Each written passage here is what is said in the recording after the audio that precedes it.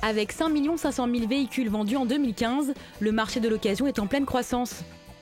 Un chiffre 3 fois supérieur au nombre de ventes annuelles de voitures neuves. Depuis plusieurs années, de nouveaux repreneurs professionnels sont apparus, mais n'offrent pas la même prestation. Quelles sont les nouvelles tendances pour revendre sa voiture? Comment expliquer les différences de prix proposées par les professionnels de l'occasion? La réponse dans Turbo.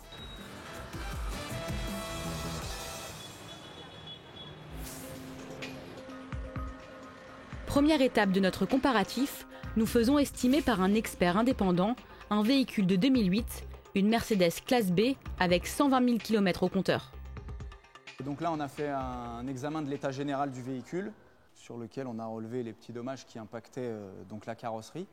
On a fait un examen de l'intérieur, sur lequel on a relevé le bon fonctionnement des accessoires. Ensuite, on a fait un examen de la mécanique du véhicule, sur lesquels on a relevé des petites défaillances donc sur le soubassement et dans les trains avant. Ensuite, notre expert réalise une étude de marché basée sur la cote Argus du véhicule et les offres de sites marchands comme Le Bon Coin, La Centrale ou encore Paru Vendu. La valeur à l'état standard serait de 8 500 €. En fonction des petits détails qu'on a relevés et de l'état d'entretien, on va déterminer une valeur à 7 700 €. Une fois notre estimation de référence réalisée, nous décidons de passer par les sociétés de reprise cash. Elles s'appellent Autobiz, Cash Reprise, Vendez votre voiture ou encore Aramis. Et leur promesse est alléchante, la reprise immédiate de votre véhicule avec un paiement en 24 heures. Nous décidons de tester ces sociétés. Nous en choisissons une et faisons une première estimation en ligne. Selon le repreneur, notre véhicule vaut 5 800 €, soit la cote Argus moins une taxe professionnelle de 15%.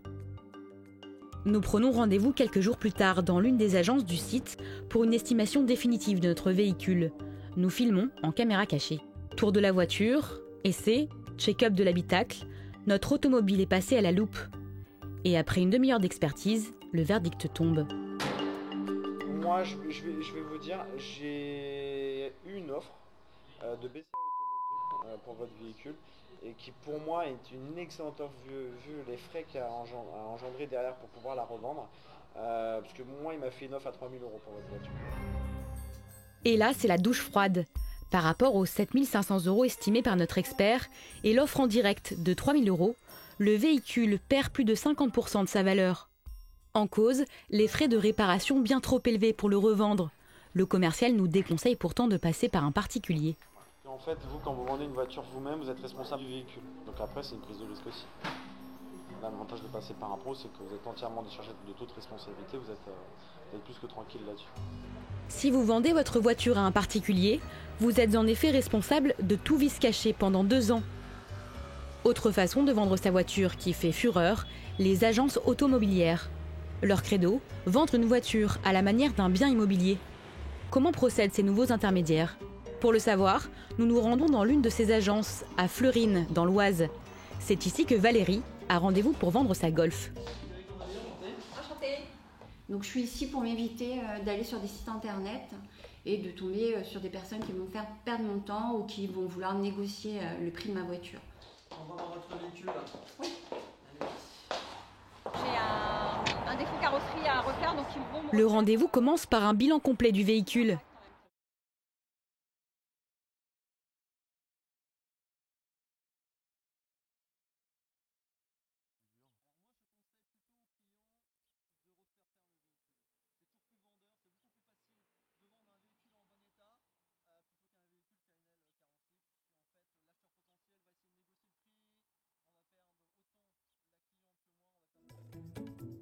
Par la suite, le prix est fixé en fonction de la cote Argus et des prix sur Internet.